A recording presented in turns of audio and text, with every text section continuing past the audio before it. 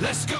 Hey everybody, Coach Scott here, and today I want to talk to you on a topic that I think probably is one of my greatest messages that God's ever laid on my heart as it relates to being all that we were created to be. I want to talk to you today about relationships. If I told you that my wife and I never disagree, and we lived in perfect harmony all the time, that would not be true, and she would echo that, by the way.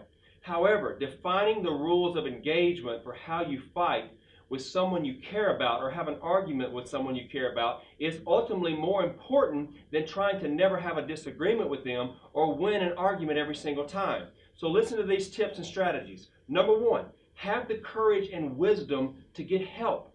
Did you know that 1/2 of all marriages that end, they end in the first 7 years? But the average couple waits 6 years before seeking the help that could possibly save their marriage or relationship.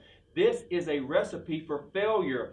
And if you're going to live in an unhappy situation for that long, it's probably not going to end well. And number two, you must control the inner conversation.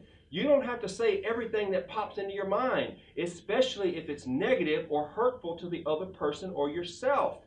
Number three, become a velvet brick. A velvet brick. Discuss your problems in a gentle but firm way. Conversations that start off harsh and critical in nature tend to escalate very, very quickly. And when your tone and emotions are out of balance, you cannot get to the core root of the problem and have any real change or resolution.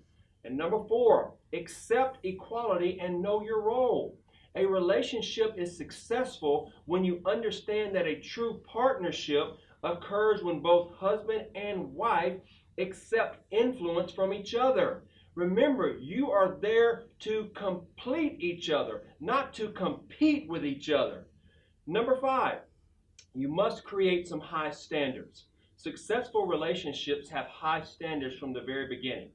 You cannot let someone just talk to you and treat you any old kind of way.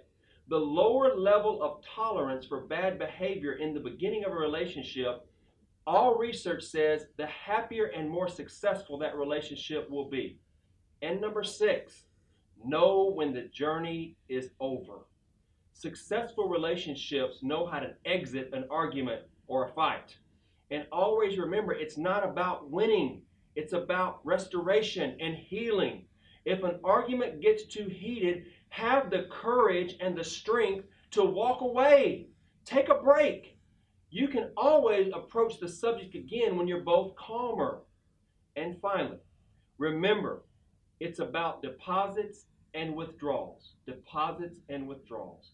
I use the 3-to-1 principle. You see, couples that make at least 3 times as many positive statements to each other and about their relationship as they do negative ones always seem to have plenty of equity in their emotional bank accounts.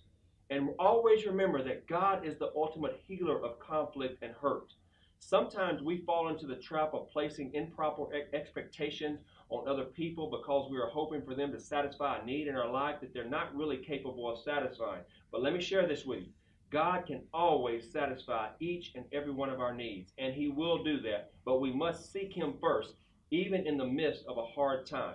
And if you'll do this, I believe and declare, you will be all that you were created to be in your life and in your relationships. God bless you guys. Take care. We'll see you soon. You know who we walk